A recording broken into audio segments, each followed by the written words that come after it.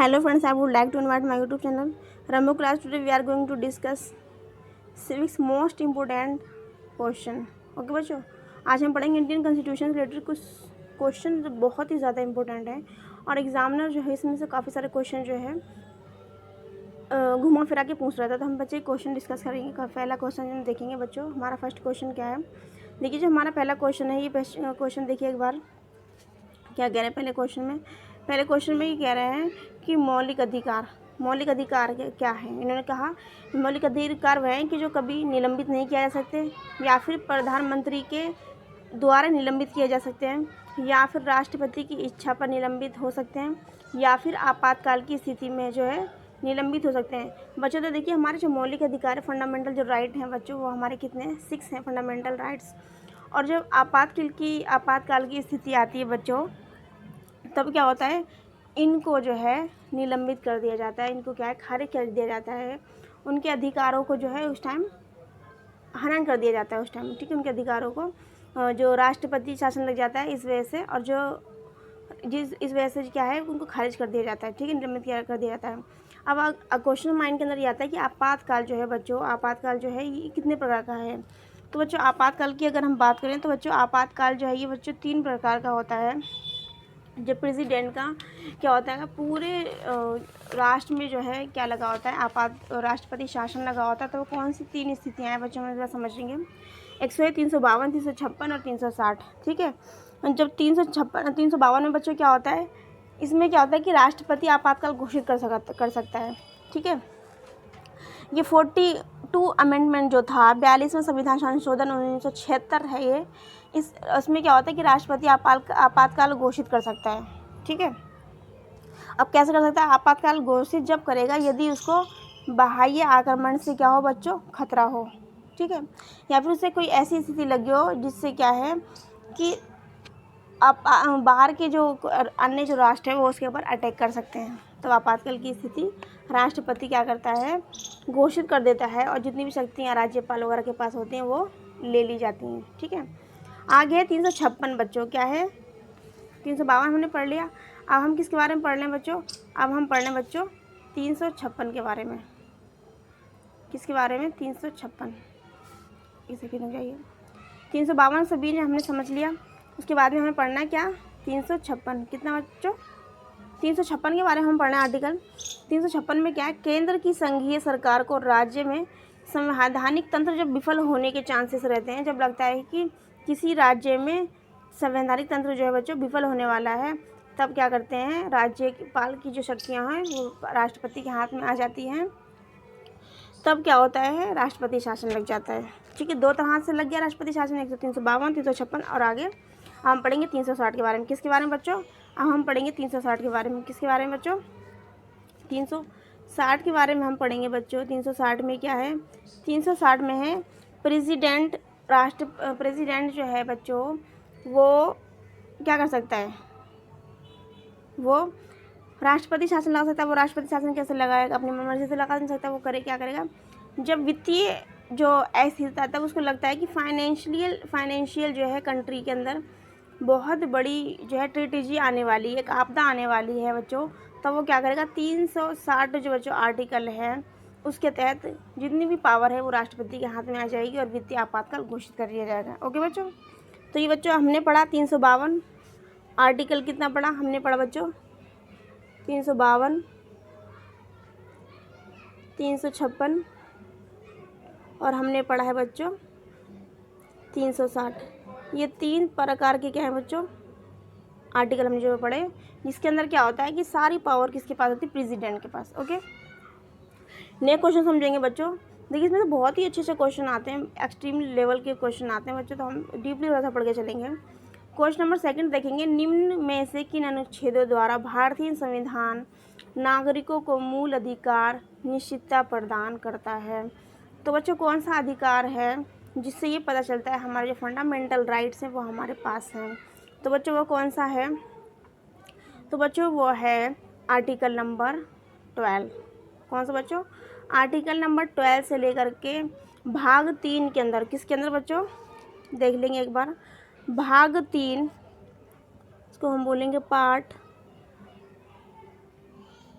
3 के अंदर बच्चों किसकी बात की गई, फंडामेंटल राइट्स के अंदर बात की गई। इसके अंदर बच्चों जो आर्टिकल हैं क्या हैं बच्चों, आर्टिकल की अगर हम बात करें तो 12 से लेकर के बच्चों 35, कितना 35 तक आर्टिकल हैं बच्चों। तो इससे हमें हमारे अधिकारों के बारे में पता चलता है। ये हमारे अधिकार जो फंडामेंटल राइट्स बच्चों कितने हैं उसको हम नेक्स्ट क्वेश्चन में पढ़ेंगे। ओके, क्वेश्चन नंबर 3 हम देखेंगे। क्वेश्चन नंबर 3 क्या कह रहा है, क्वेश्चन नंबर 3 कह रहा है निम्नलिखित में से कौन भारत के संविधान द्वारा प्रदत्त 6 मूल अधिकारों में से नहीं है। तो हम सबसे पहले हम पढ़ेंगे कौन मौलिक अधिकारों के अंतर्गत है, क्योंकि जब हम पढ़ लेंगे कि कौन कौन से मौलिक अधिकारों के अंतर्गत हैं तो हम उसमें से जो नहीं वाला आंसर है बहुत ईजी में निकाल पाएंगे। और यही क्वेश्चन हमें एग्जामिनर जो कंफ्यूज करने के लिए इस तरह से क्वेश्चन नहीं वाले देता है। और नहीं वाले जो क्वेश्चन होते हैं बच्चों उनको थोड़ा सा अच्छे से समझने की ज़रूरत होती है, उनको बड़े ही ध्यान से आंसर टिक करने की ज़रूरत होती है। क्योंकि एग्ज़ाम टाइम में हम बच्चे क्या होते हैं, हम लोग बहुत ज़्यादा होप होते हैं कि कम टाइम में हमें कैसे मैनेज करना है, कंप्लीट पेपर करना है, कोई क्वेश्चन छूटना नहीं है, तो इसलिए ठीक है।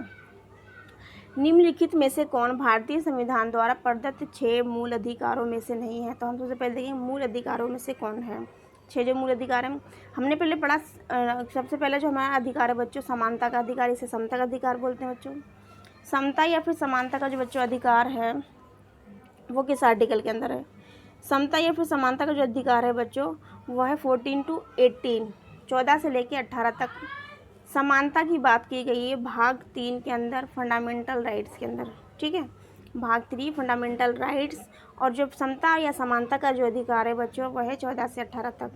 आगे हमारा जो 14 से 18 के बाद में उसके बाद में और भी कई सारे हमारे अधिकार है। शोषण के विरुद्ध अधिकार इसमें लिखा हुआ है, धर्म की स्वतंत्रता। तो देखिए बच्चों शोषण के विरुद्ध अधिकार भी हमारे इंडियन कॉन्स्टिट्यूशन में है, धर्म की स्वतंत्रता का भी अधिकार है बच्चों। लेकिन विरोध का अधिकार ऐसा कोई भी अधिकार नहीं है बच्चों जिसके अंदर इंडियन कॉन्स्टिट्यूशन में इसके बारे में कुछ लिखा हो। तो ये मूल अधिकारों का अंग नहीं है, ये हमारा आंसर हो गया। ओके, अब देखिए शोषण के विरुद्ध बच्चे जो अधिकार है, शोषण के विरुद्ध अधिकार, ये आर्टिकल नंबर 23 और 24 में इसकी बात की गई है। किसके अंदर बच्चों एक बार देख लेंगे।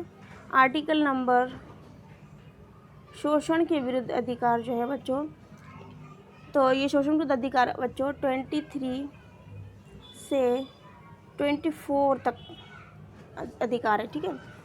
ये जो राइट हमें दिए गए। उसके बाद में धर्म की स्वतंत्रता बच्चों कौन सी, उसके बाद में है धर्म की स्वतंत्रता। तो धर्म की जो बच्चों स्वतंत्रता जो दी गई है बच्चों वो दी गई है किसके अंदर, आप बताइए एक बार। जो धार्मिक स्वतंत्रता है बच्चों वो आर्टिकल 25 में दी गई है। किसमें बच्चों, धार्मिक जो स्वतंत्रता है आर्टिकल नंबर 25। लेकिन हमारी धार्मिक स्वतंत्रता ये नहीं है कि हम किसी के सामने भी अपनी हमें कोई भी हमारे जो धार्मिक कार्य ऐसे करना है ताकि किसी दूसरे संप्रदाय की आस्था का हनन ना हो। ओके, क्वेश्चन नंबर 25 हो गया हमारा।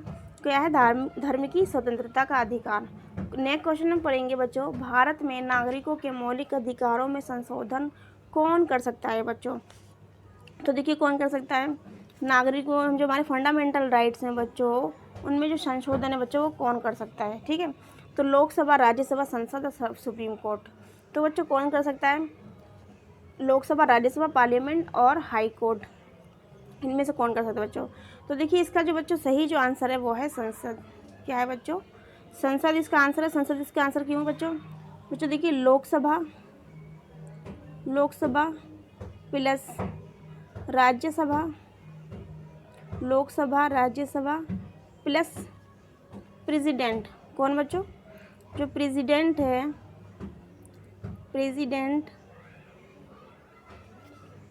जो प्रेसिडेंट है बच्चों जिसको हम क्या करें राष्ट्रपति, ठीक है। इन तीनों से मिलकर क्या बनता है बच्चों, पार्लियामेंट। जब भी कोई बिल पारित होगा जब तक प्रेसिडेंट के साइन नहीं होंगे, लोकसभा राज्यसभा में पारित नहीं होने वाला तब तक कोई कानून नहीं बनेगा। जब तक कोई कानून नहीं बनेगा मौलिक अधिकारों बच्चों कोई संशोधन भी नहीं किया जा सकता। तो इसका सही राइट आंसर बच्चों क्या है बच्चों, देखिए एक बार राइट इसका आंसर क्या है। इसका राइट आंसर जो है बच्चों, भारत में मौलिक अधिकारों में संशोधन कौन कर सकता है। तो कौन कर सकता है बच्चों, पार्लियामेंट यानी कि संसद। नेक्स्ट क्वेश्चन पढ़ेंगे, भारतीय संविधान के 13वें अनुच्छेद का मुख्य उद्देश्य निम्न में से किसके संबंध में संविधान की सर्वोच्चता सुनिश्चित करता है। देखिए लिखा हुआ सर्वोच्चता सुनिश्चित करता है। देखिए बच्चों, तो इसमें क्या पूछा है, तो वो कौन सा अधिकार है भारतीय संविधान के जो 13वें जो अनुच्छेद है बच्चों, मुख्य उद्देश्य निम्न में से किसके संबंध में है। तो बच्चों किसके संबंध में है बच्चों, जो 13वां जो संविधान जिसके 13वें आर्टिकल की बात की जा रही है उस वो क्या है बच्चों, फंडामेंटल राइट। क्या है बच्चों, वो फंडामेंटल ड्यूटीज़ नहीं है, वो राज्य के नीति निर्देशक तत्व नहीं है। ठीक है, तो वो क्या है बच्चों, जो 13वां संविधान संशोधन 13वां जो आर्टिकल है बच्चों, वो किससे संबंधित है, वो फंडामेंटल राइट से रिलेटेड है, भाग 3 से रिलेटेड है। ठीक है, आगे देखेंगे क्वेश्चन नंबर, और 13वां जो आर्टिकल है बच्चों उसमें क्या क्या कहा, एक बार सुन लीजिए। 13वें जो आर्टिकल है उसके अंदर क्या कहा गया बच्चों, आर्टिकल नंबर 13 एक बार समझ लेंगे बच्चों हम। आर्टिकल नंबर 13 में कहा गया है कि यदि जितने भी अधिकार जो सिक्स हमने फंडामेंटल राइट्स के ऊपर हमने पढ़े हैं, यदि उन कोई भी राज्यपाल या कोई भी किसी भी राज्य का जो राज्यपाल होगा वो जो इंडियन कॉन्स्टिट्यूशन द्वारा दिए गए जो फंडामेंटल राइट्स हैं, तो वो जो राज्यपाल होगा वो अपने नागरिकों के उन अधिकारों को छीन नहीं सकता। ये बात किसमें कही गई है, ये बात आर्टिकल नंबर 13 में कही गई है। आगे क्वेश्चन हम पढ़ेंगे बच्चों, भारतीय संविधान के अधीन केवल भारत के नागरिकों को ही यह अधिकार प्राप्त है।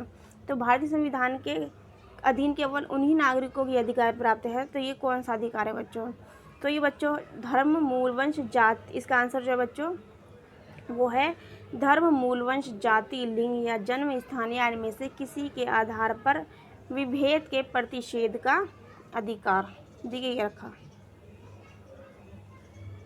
ठीक है बच्चों, तो एक बार देखेंगे यहाँ पे ये अब इसमें क्या, इसको समझेंगे ये आंसर में क्या कह रही है। आंसर में देखिए बच्चों ये कह रहे हैं कि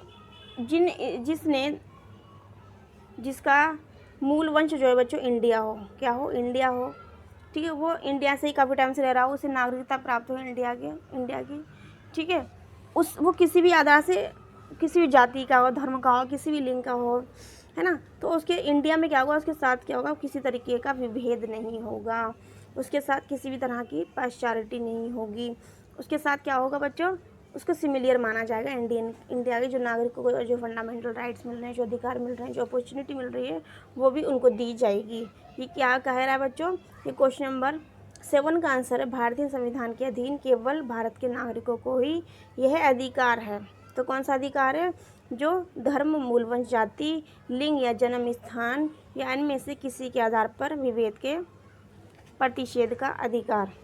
ठीक है बच्चों, आगे देखेंगे क्वेश्चन हम पढ़ेंगे नेक्स्ट क्वेश्चन नंबर 8।